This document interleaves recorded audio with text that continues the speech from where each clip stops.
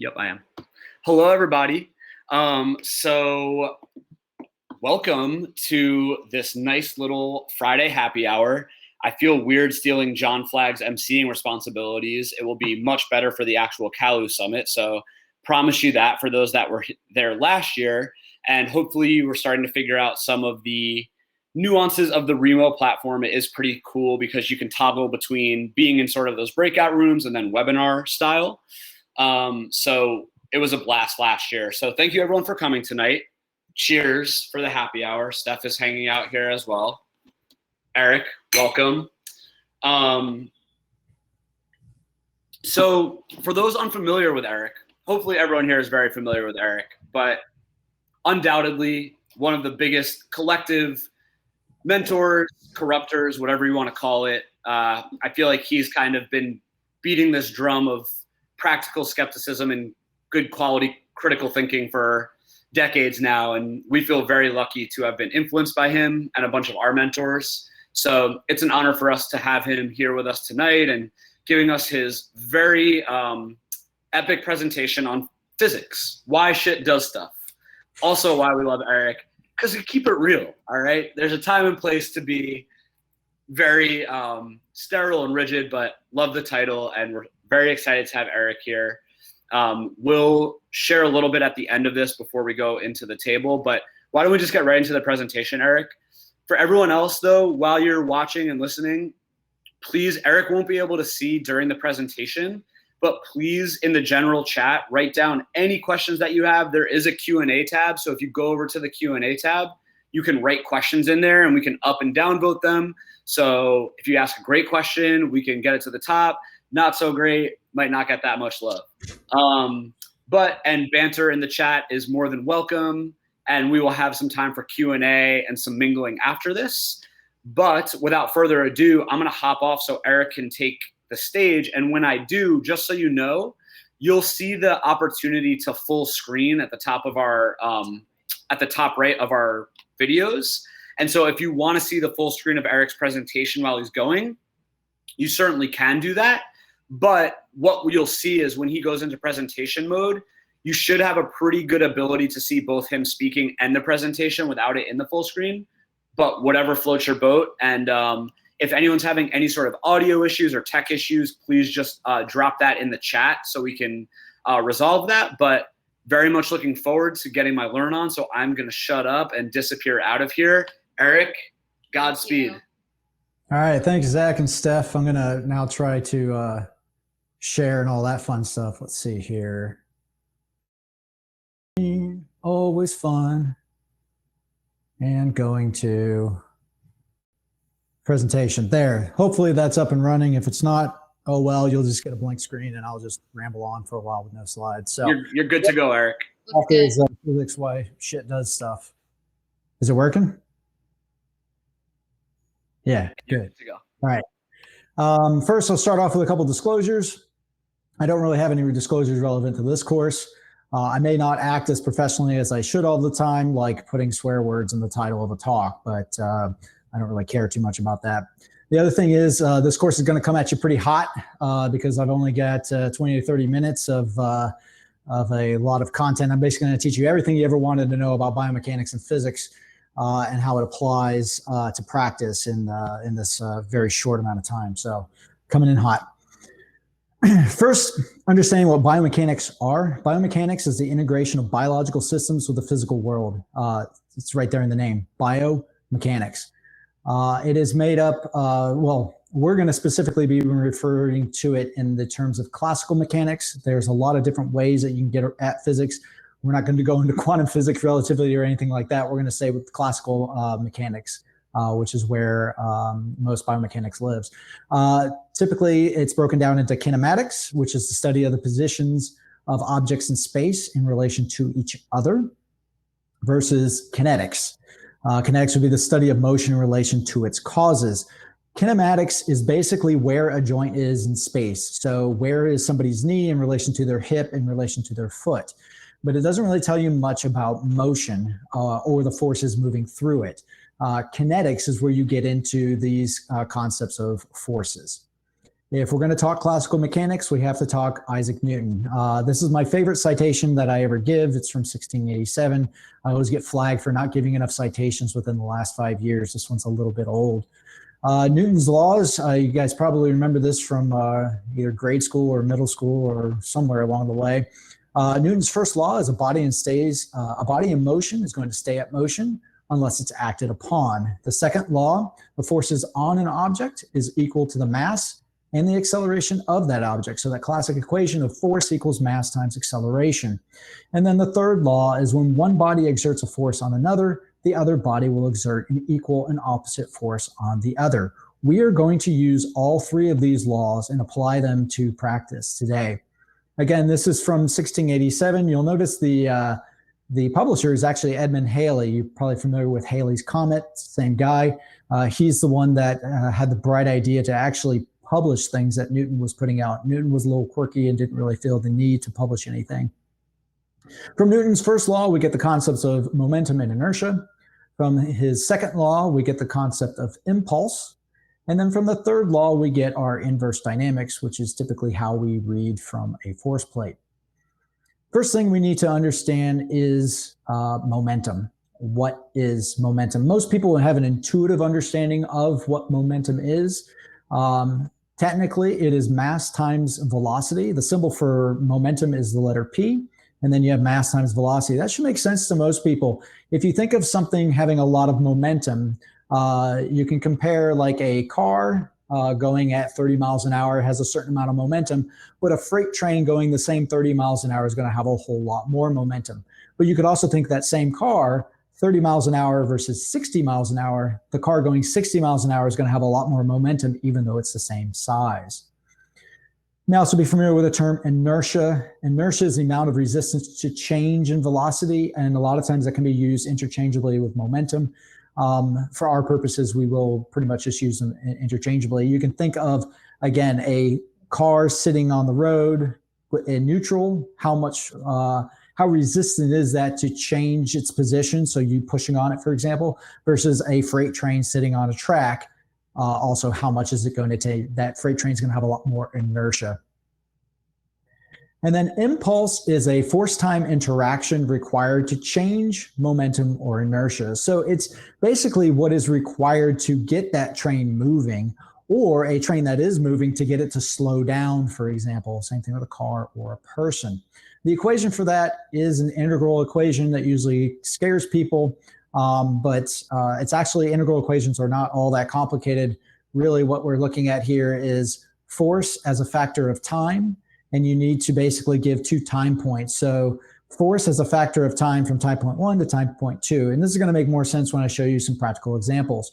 But basically, the equation for impulse also equals the change in momentum. So when you see this delta, delta means change, so change of momentum. So impulse is the amount, the amount of impulse needed to change momentum is interchangeable. All right, so let's go to some examples. Here we've got a road, and I've got a car on that road, and that car is cruising along down that road. That car has a certain amount of momentum. However fast the car is going, multiply that times its mass, and that would be the amount of momentum that it has. Now, if that car is coming up on a brick wall, we're going to have a change of momentum in order to stop before hitting that brick wall. In order to figure out that change in momentum, we need to first understand what is the original momentum. So the momentum at time point 1, which would be its mass at that time point and its velocity at that time point, and compare that to the momentum at time point 2. So its mass at time point 2 and its velocity at time point 2. Now, unless the car is dramatically losing fenders and wheels and whatnot, its mass is going to be the same at time point 1 versus time point 2. So really, the only thing that's changing here is velocity. So what we need to do is actually understand what the change of velocity is when we're talking about momentum. And so you would subtract time point 1 from time point 2, the velocity at time point 1 from the velocity at time point 2, and that's going to give us our delta V. That's a term that you'll hear fairly often when you're talking about impulse would be the delta V of a situation. That's just something's change of speed. In other lectures, I've used actually orbital mechanics, so talking about what's going on in the vacuum of space, because there is no wind resistance, friction, or anything like that. It's a little more pure way to speak of it. But rocket scientists actually talk about the amount of delta V that a rocket actually has, as if it's something that basically what is in the fuel tank is how much delta V is available for that mission. All right, so we have this car cruising along. We've got the brick wall. This car is going 60 miles an hour, let's say.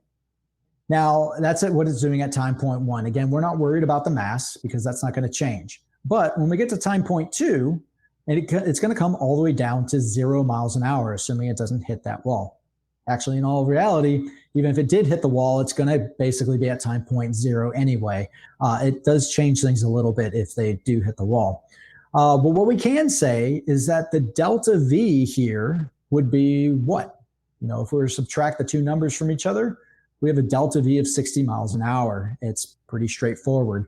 If they had slowed down to say 30 miles an hour instead of going all the way to 0, that would be a delta V of 30 miles an hour. So it's just how much velocity changed. So the delta V is 60 miles an hour. Now let's say we have the same car cruising along at 60 miles an hour, but we're going to move our brick wall halfway, so a lot closer. Basically, it's going to split the difference from the previous one. What's the delta V going to be in this situation? Well, if you look here, we still come to 0 miles an hour. So if we do that equation, we're going to end up with the same delta V of 60 miles an hour. Now, many of you have been driving at 60 miles an hour, and you've tried to come to a stop in a certain amount of distance or a certain amount of time. If you were to try to stop in half that distance, would that be the same experience to you as doing it at the longer distance? The answer typically would be no. So even though the impulse is equal here, there is something that is different. So what a lot of people get kind of mixed up with delta V and this idea of change of velocity is they'll think of change of velocity, and I had this problem myself, so you're in good company if you're having this issue as well. To me, that just sounds like deceleration or acceleration. If I change my velocity, I'm accelerating. If I'm reducing my velocity, I'm decelerating, which again is a negative acceleration. But actually, delta V is just the change of velocity. Remember those units that we just used, miles per hour, so distance over time. 60 miles an hour was the delta V. It is not an acceleration. Acceleration is distance over time over time. So it's like, for example, meters per second squared. So what acceleration is actually telling us is the rate of delta V. So let's go back to our example here. Our impulse is equal. But remember, when we're doing that impulse equation, we're looking at 2 time points. The difference here is that the time allowed is different between the two. The time allowed is about half the amount of time with the second situation. So if you have the same impulse in less amount of time, that means that you're going to experience more acceleration, okay? Because your rate of that change of velocity is much faster. More acceleration means more force. Why? Well, Newton's second law.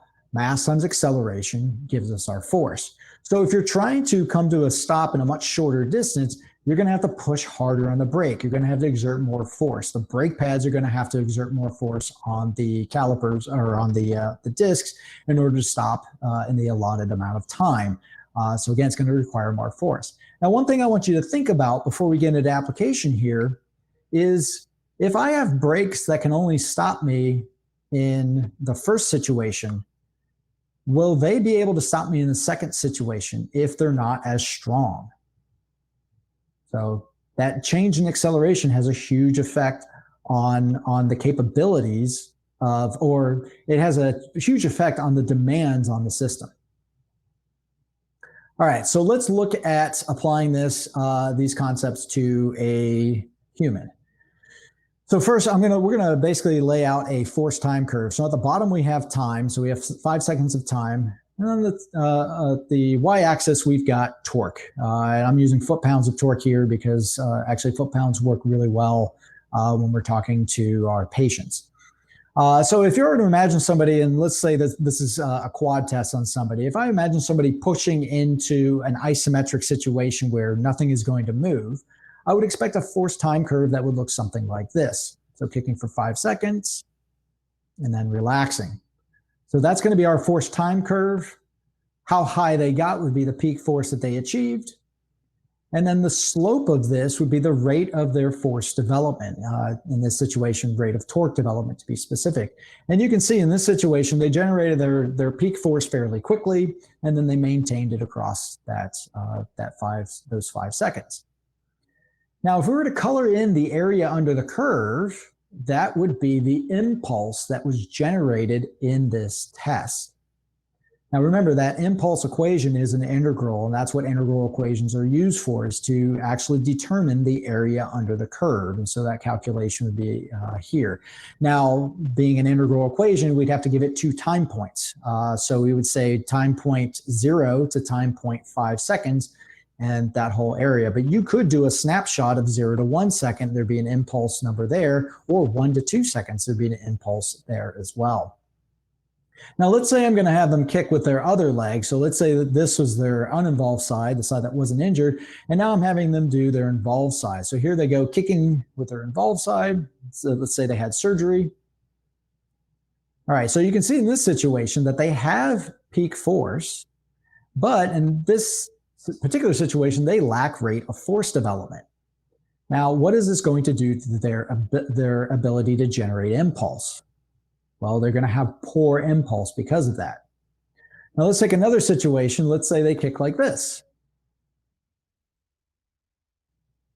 So you can see in this situation, they have rate of force development, but they lack peak force. That's also going to result in poor impulse. Now, remember, impulse is the ability to change momentum. I will also say as a comment, I've never seen this situation in the wild where the uninvolved side shows you that, and the involved side shows you really great rate, but poor peak force. That's just something I don't see. Typically, this is what I see here. So this person lacks peak force, they lack rate of force development, and of course, what does that do to their impulse? Well, it just sucks. All right, now let's look at how demands are placed on a muscle like the quadricep in a real world situation. So here we're going to talk about this concept known as an external knee flexion moment. So we're getting into our moments and our kinetics. So a moment is a turning force around an axis of rotation. You can just consider it to be torque. It's basically a force that goes around an axis. First question is, where is it coming from? So is it internal or external? In this situation, it's external. The second one is, what joint is it affecting? It's affecting the knee in this situation. And then into what direction is the joint turning? And then this situation would be flexion. So we have an external moment creating flexion at the knee. So this is typically going to be the moment created by the ground reaction force when somebody is landing, for example, and again, landing is a change of momentum. It is a delta V. Changing direction in order to, decelerating in order to change direction would also be a delta V situation as well. So if here we had a ground reaction force, here would be our external knee flexion moment arm, which is always perpendicular to the ground reaction force. So the external knee flexion moment arm is the distance from the turning point to the actual force coming into the system. Torque is force times moment arm. You can imagine if you had an old rusty bolt here and you wanted to come at it to loosen that bolt, and you came at it with this relatively short wrench here, and you applied a certain amount of force at the one end, it is going to apply a certain amount of torque there. If I came at the same bolt, so let's say that's not working, that's not enough torque to loosen that bolt, I could come at it with a longer moment arm, put the exact same amount of force, but if the moment arm is double the distance with the same force, I'm going to get double the torque. And so with this longer wrench, I might be able to break that bolt there. Now, understanding the difference between force and torque, we've got newtons or pounds force would be our force measure. Torque is almost always expressed as a factor of force times distance. So Newton meters in our standard, and then imperial units would be foot-pounds of torque.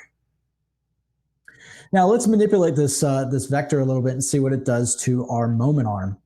So if we go more axial, so more in line with the tibia, we're going to have a shorter external knee flexion moment arm.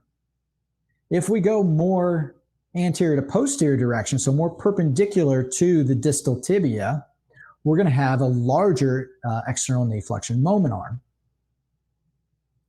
Now we're going to switch two words here. We switch external and flexion. So now we have internal knee extension moment. So this is a moment being generated inside the body at the knee that creates extension. That would simply be the moment that is created by the quadricep. So here in this leaf spring example is basically pulling the leaf spring out, as opposed to the previous one was pushing it into a bent position. So here we would have our quadriceps force pulling on that. Of course, quadricep force is going to create patellar compression. That's not a good thing or a bad thing. That's just what quads do to the patella.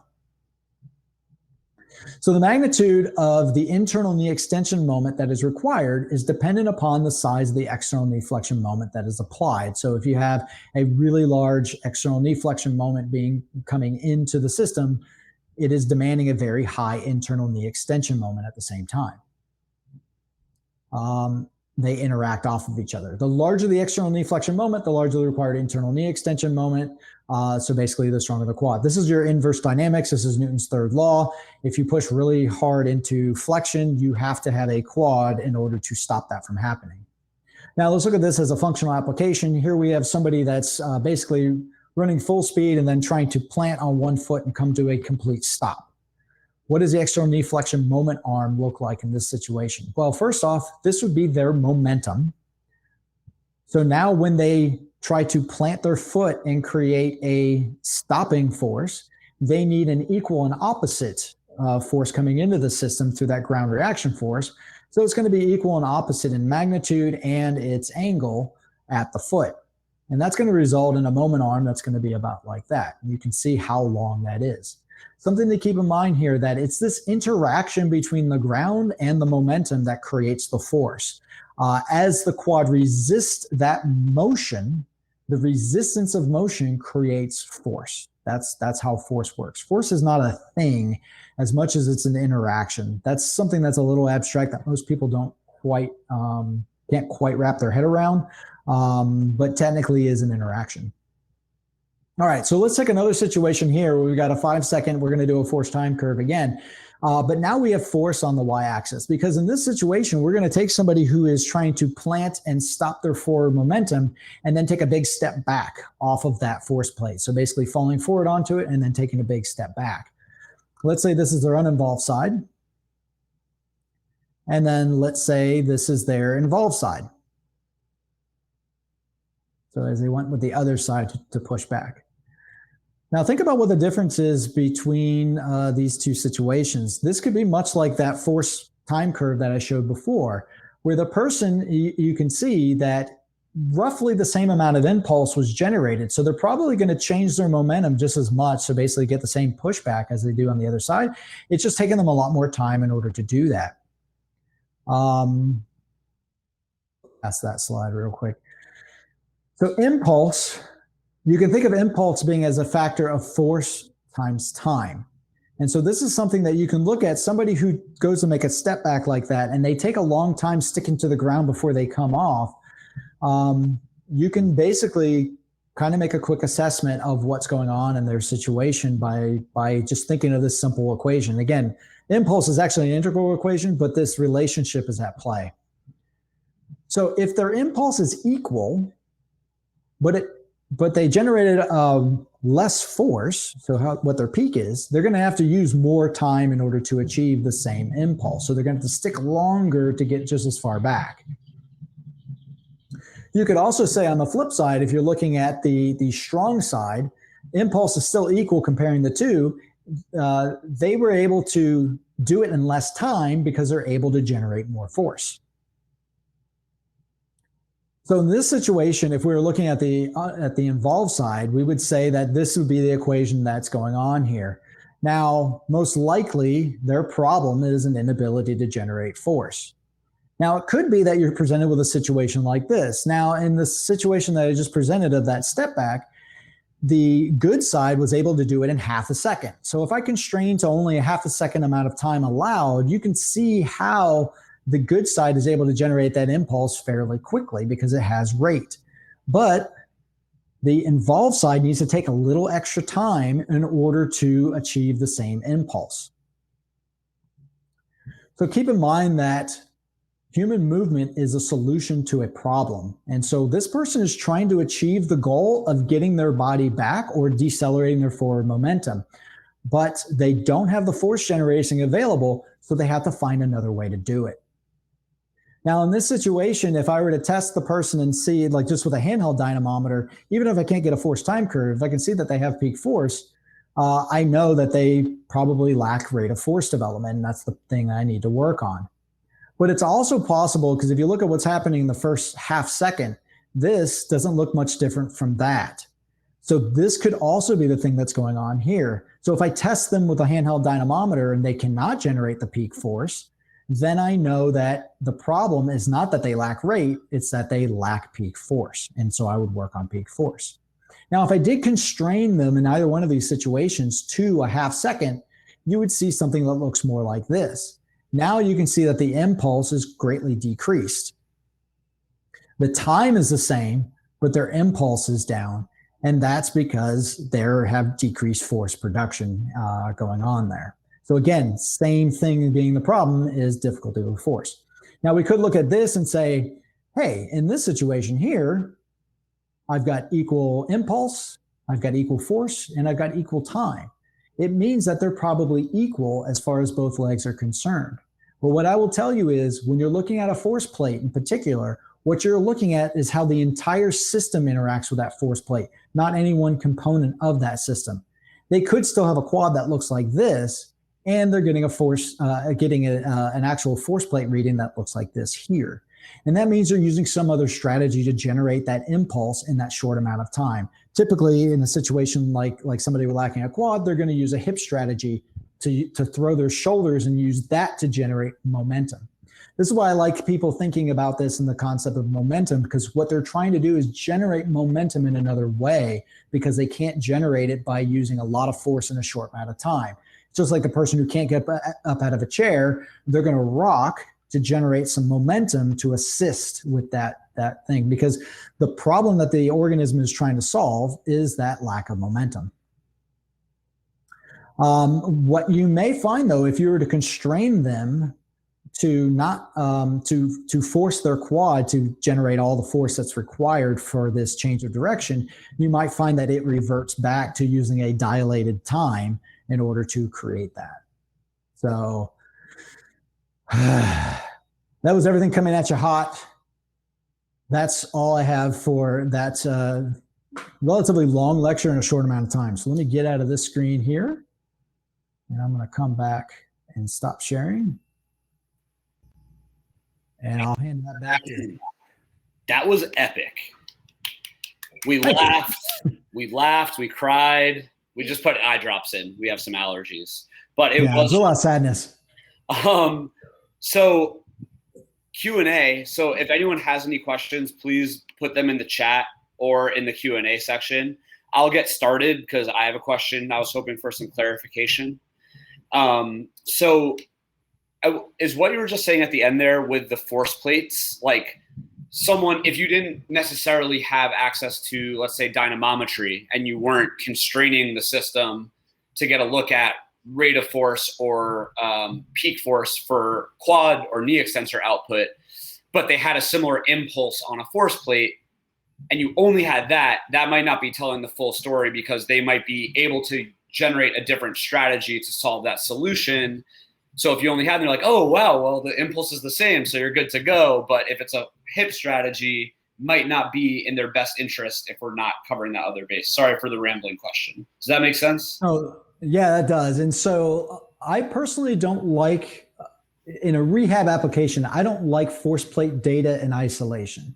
That would be something I would go to much, much later. And the reality is, in that situation, in a rehab situation where usually you have large deficits, people overestimate how well their patients are doing in these regards. Classic example, they're going for like 8-9 months. That's plenty of time for them to learn all sorts of new strategies. So what you're watching as them increasing and improving in their function may be them just solving that by dilating out time and some of these other things as well. Now, it's nice to have that force plate, but remember that simple equation I gave, which is impulse equals force times time. So now you may not be able to measure force if you don't have a force plate, but you can measure impulse by looking how far back they go. So in order for them to go the same distance, so it's just like a cannon being shot out of a cannonball being shot out of a cannon. If its exit velocity is whatever, one number, it's going to go a certain distance no matter what, right? If you take the same cannonball and have an exit velocity exactly the same, it's going to go exactly the same distance because you put the exact same impulse into it. So the distance traveled is the impulse. That's how much velocity change happened. You could also look at height, things like that that are going to be impulse crits. Now, of course, it's nowhere near as precise, but this is where, for me, especially in a rehab setting, you're not trying to say somebody is good enough. You're trying to see if they're terrible. A lot of times what you'll find is they're terrible. You don't need high precision here. You can see, wow, they did not get anywhere near as far. And then really push them, get as far as you can. And you might find, oh, they do get far. But if you had your camera phone out and recorded them, you could count the number of frames of them making ground contact. How long did that foot stick to the ground? You'll see them just stick there and then pop off, and you can just see that additional time. So impulse was the same, but time was way increased. You can deduce from that they probably are not able to generate the force. If you demand that they do it quickly, what you'll see is they just can't quite get far enough. This is the same thing we'll do like drops where they have to drop onto their knee. Not down to their knee, but basically they punch their knee forward. We'll do in a Smith machine. The deeper they go, the more impulse is required from that leg. And so what you'll see, if you ask them to go up and down as fast as they can, you'll see them make it much more shallower to keep it fast on their involved side versus their uninvolved side. So again, this is just reverse engineering that equation to make it work for you. Can I ask one quick thing on top of that? So in that particular case, because I am working on this with a couple people right now, if they are doing that, like they're tolerating the knee forward, punching it forward, that cue and everything like that. But if they are to keep tempo, if you will, making it shallower on that side, is there something that you would cue to have them be able to go, or is it something that like they're just working towards, like is that something that if I just keep doing and they keep getting stronger, that, because I guess my biggest fear sometimes is knowing that things are movement solutions, they might be getting better based on these things I'm giving them, because they know it now, like they've done a modified Smith machine single leg fast squat, or are they actually improving with quad? So there's a couple things. One is, first off, make it so that it's physically impossible for them to make a compensation. So that's where I'll do like a wall, like have them put their back against the wall, and then they have to slide down and catch themselves on the knee. The wall is going to keep them from hip hinging, so it's going to pop them out.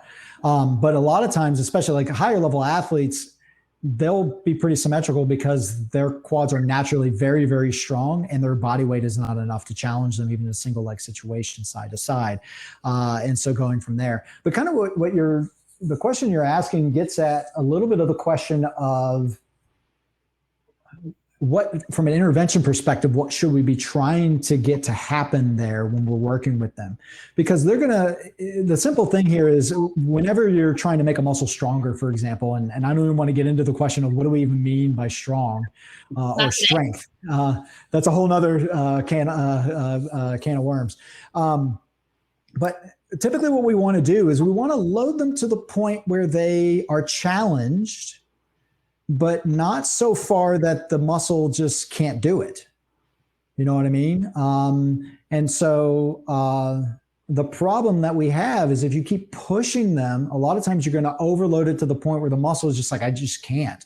And they're either going to collapse or they're going to compensate. And most athletes, most patients are not going, their system is not going to allow them to collapse. So they're going to go to a compensation first. So what you really have to do is find where that sweet spot is for that. The problem is, and this gets back to that question of what is strength, what is this person's deficit who's in front of you coming off of an injury? Is it truly muscle function, or is it fear, or is it just some sort of a feedback loop from the knee saying, I'm not ready? How do you force those things to go forward? My answer to that is you can't. You have to kind of sit with them and let them acclimate and let time do its thing. And then you're basically monitoring how do they start to progress, and then take advantage of those progressions. So I like to think of myself more as monitoring and adding more than pushing somebody towards a goal, because I don't know how hard I can push them without getting that negative feedback. Yeah. Yep, and definitely new grad Zach was very guilty of just being like, let's squat, and forcing that on everyone. And I probably was feeding into a lot of not super ideal movement solutions in that sense, but that's another can of worms. Let's get to some of the questions. Yes. So basically there's 4 questions. Well, 3 of the questions are kind of very much intertwined, and they're kind of surrounding basically this relationship between how you're sequencing and addressing or prioritizing the qualities of rate of force development versus more of this peak force. So I guess question 1 would be, is there one that you prioritize earlier on in the like post-op stages, or if not, like how are you kind of periodizing that, so to speak? How are you addressing those throughout the post-op framework and timeline? Yeah, so the simple adage is peak before rate. So, if you think of that situation where they just suck and they don't have peak or rate, if I were to work on rate there, that's really not going to do me any good. Now I could, and some people say we got to work on rate really early because why not? And I would, that makes sense. I used to think that way myself, but what I started to, if you really think about it, so you got rate, what's that doing for this athlete? What you're going to see is they always generate peak before rate. And that's exactly what we see when we're actually testing these individuals. No matter how much you work on rate, it can only get as high as what the peak is. So the second you raise peak again, that rate's going to slump in order to get to that peak. I mean, you're not going to see like, I'm out the gate quick and then I lag and then I go up again. I mean, that's not how these curves change over time. So just by you pushing that max peak up as high as possible, you are working on rate until you get to the point that you're where you want to be. And there's some debate there as to what is normal for somebody. When we're talking about quadricep, it should be within 90% of the other side. That's pretty much your standard deviation there. Is 85% impossible for normal? No, that could be normal for this person. The other thing is maybe the 90% is flipped, meaning that their uninvolved side should be 90% of their involved side. That's their normal. So we don't really know. And so for me though, I'm always working on getting that number up before I go to rate. Got it. And then I'll work on rate if that's what my problem is at that point. Excellent. So that segues nicely into, I think rate of force development could be one of these like kind of scary or intimidating terms where it's like, how do we approach it? So that was one of the questions, which is basically what's your preferred means of addressing rate of force development when time appropriate. So it sounds like, and my bias, well, basically from my understanding of things I've learned from you and Steph, but working on the peak first. But when you do start working on that rate, what does that look like?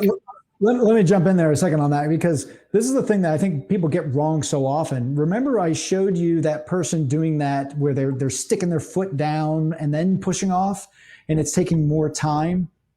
and how I talked about that could be a rate of force development issue. I think too many people go to rate right off the bat when they see that.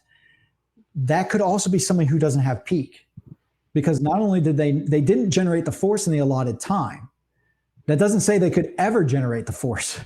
Okay, they just use more time to generate the impulse. That's the difference between impulse and force.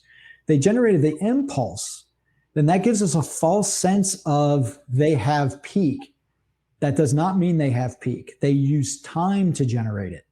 And so that's the thing of, for me, and this is where a lot of people have heard me say this, it's the quad until it's not the quad. And that's what I'm talking about is I almost guarantee you, if you tested their peak force output from their quad, it's not going to be where you think it is. I just had an athlete that did that there. But your other question was, when I do work on rate, what does it look like when you're actually addressing rate of force development when appropriate? Yeah, so we have a series of drills that we do. The first one is just a simple, we do a lot of quad dominant squatting motions. So like a wall slide up on toes. So you just have them, with their back against the wall, their heel off the ground. Some people say slant board. No, not slant board. Slant board allows them to put the weight in the heel. You want the weight on the toe. So they have to unload the heel to do this. So I actually ask them to move their heel forward as their knee goes out, as they slide down, to really exaggerate that, to keep that ground reaction force coming out of the toe. I don't want it coming out of the heel in this situation. So coming out of the toe, sliding down in that situation, that's just basic strength or peak force. If you have them drop and catch, that starts working on rate. And what you'll typically see is their uninvolved side is going to drop and catch. And I usually clap. I say, I want it to be when you stop. It's got to be a sudden stop. And then I'm doing on the involved side. And what you'll see is usually a big sluggish. They can get down there, meaning they have peak, but they can't get down there and catch, meaning that they can't collect it in an instant of time. And so again, you're just constraining time, but maintaining the force requirement by having that certain amount of knee bend creates a certain moment arm against body weight, creates a very specific torque. And then you're asking it to happen in a short window. So that snap catch. Then we progress that to a reversal. So they have to drop to the same depth and go back up. And usually what I'll tell them is, I want you to do 3 squats in 3 seconds. 1,001, 1,002, 1,003. And usually, and that typically we'll do on a Smith machine, because the Smith machine is going to be a little smoother for them. And we're just watching for that hip strategy. So they got to keep their shoulders over their hips as they drop down, punch the knee forward. Do the left, 1,001, 1,002, 1,003. Go to the right, 1,001, 1,002, 1,003. And usually what you'll see by the second or third one, they start really bogging down there, or they start shortening it up. And what the athlete almost always says is, I can either go deep or I can go fast, but I can't do both. And that means that they don't have rate, but they probably have peak because they're able to get deep. Awesome. That makes a lot of sense. Out of curiosity, so could you also address rate of force by doing constrained, knee extensions at a faster, like cueing them to do it at a faster rate, or doing like overcoming isometrics with the cue of trying to build up rate faster? Like, are those other ways that you might comprehensively try and work on it? Like in my peasant brain, that makes sense, but I don't know if I'm missing the mark. I will say I don't like acceleration for training it as much as deceleration. Okay. So having them stop in a window because you have a set impulse where your impulse is not quite set. Now it could be set as far as if you get to the same speed, but when you have somebody, and this is the thing with doing drops, I tell them to imagine that they're on a trap door and the trap door open, and so it has to be a free fall, because now you have there's a certain amount of momentum that's going to be achieved. And so it's going to require a fixed impulse. So you're just trying to create a guide star of a fixed point. And that's what impulse would do there. The other thing we'll do is we'll do step back. So we'll have them kind of, plant their foot, and they'll take it's kind of like a very shallow lunge, very short lunge, put all their weight, put their toe on the ground, heel off the ground, have them drop down, bend the knee, but don't hip hinge. So they got to keep that hip over the shoulder over hip. And then what they're going to do is basically do a leg extension. So they have to flick their foot out to thrust them back. And this is another situation where you can have them do their good side and see how far they go back versus the involved side, see how far they go back. And that's going to show you again, that's going to be a factor of impulse of how far they go. Okay, that makes a lot of sense, and definitely like you're definitely someone who's helped me rethink certain things, because I was definitely someone who forced doing a lot of like wanting to get to rate of force development faster, but understanding if you're trying to force these movements and they don't have the adequate peak, it's almost like you're setting people up to adopt maybe some of these not as optimal movement solutions. You're forcing compensation is what I feel like I've learned the hard way. They don't have it. Yeah, spend time doing cupping. I don't know. All right. I mean, in all seriousness, it's almost better to have them like sitting there picking their nose than having them work on tasks that they're just don't have the capacities to do.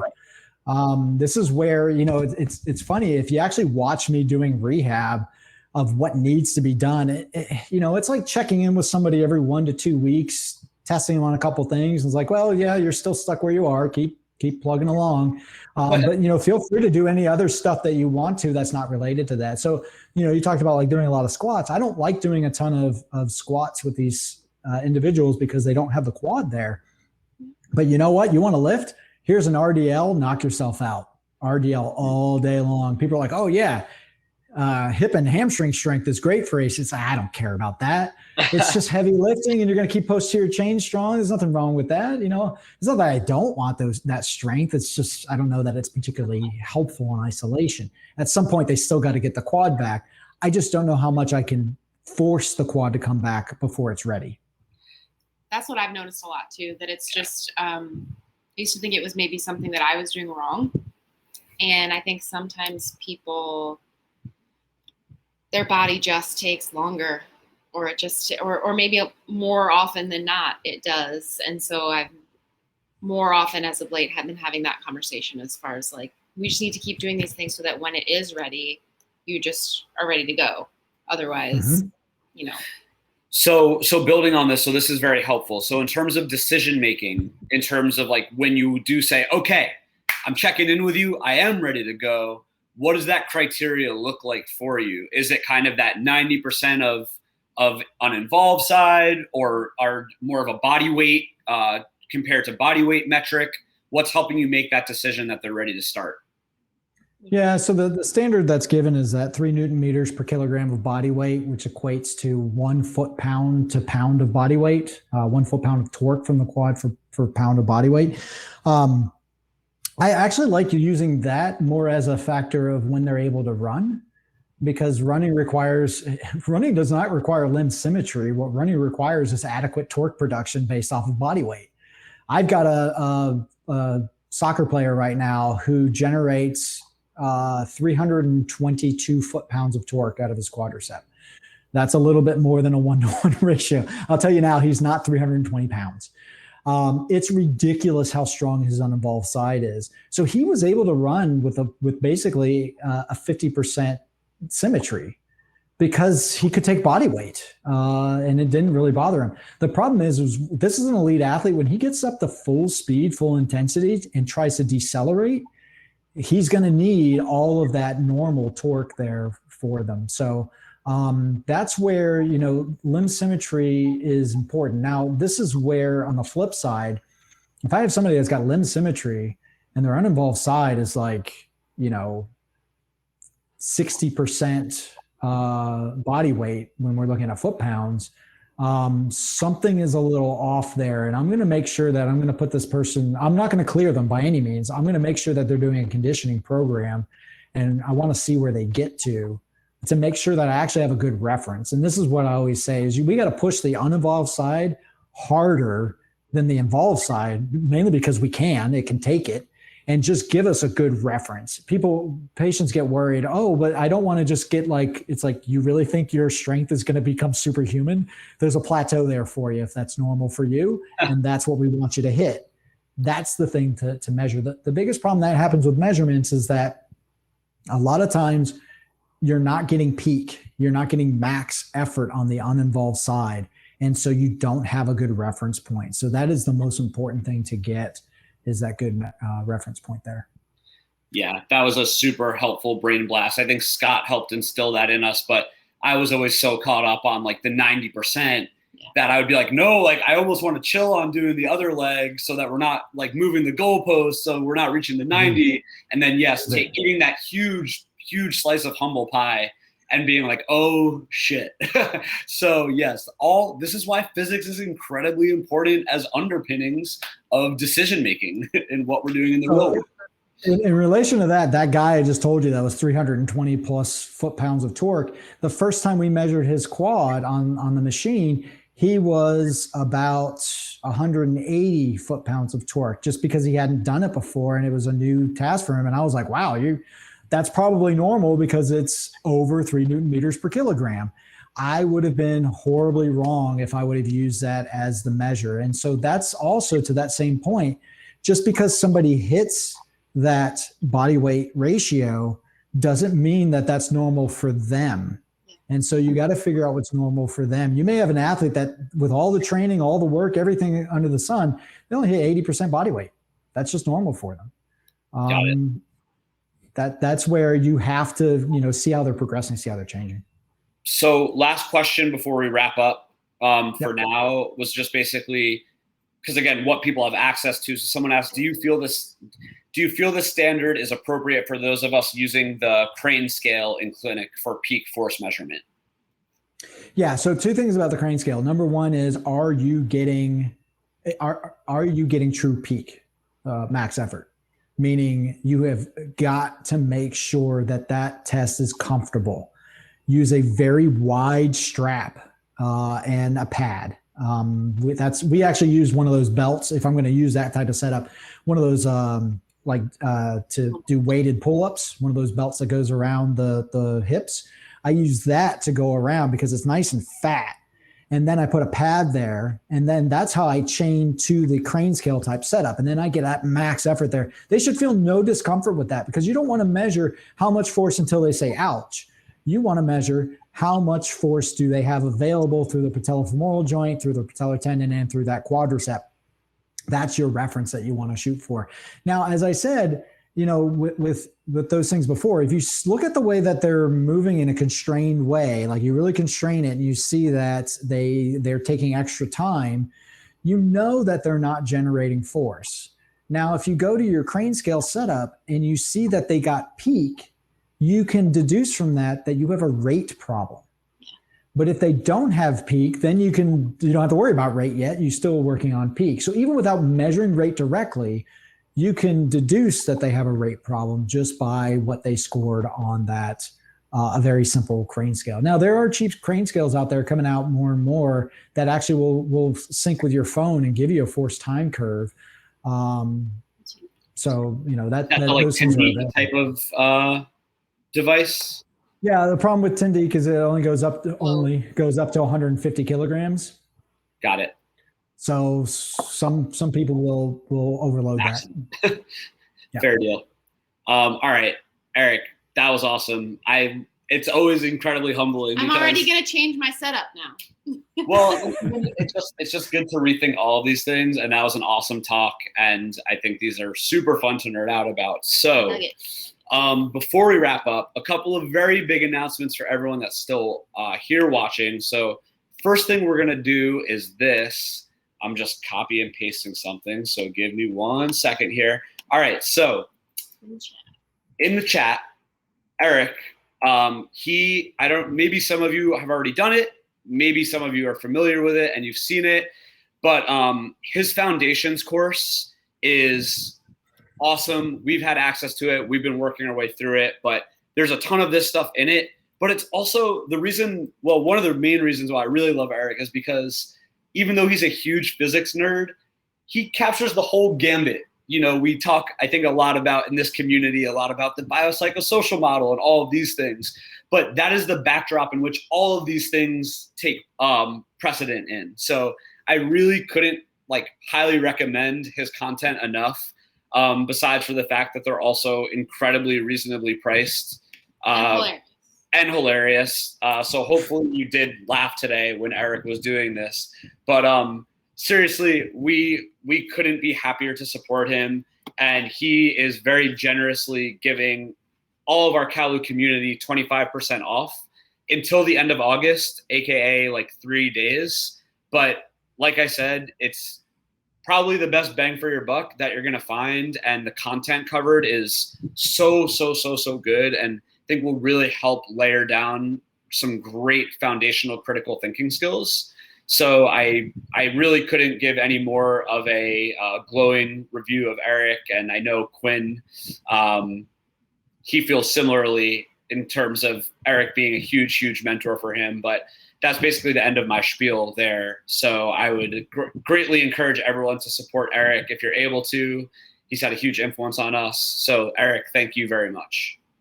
Yeah, I appreciate the opportunity, and yeah, if any of you buy that series, it counts for almost 7 CEUs, and you do not have to watch it right away. You can take your time and watch. You can buy it now and watch it later.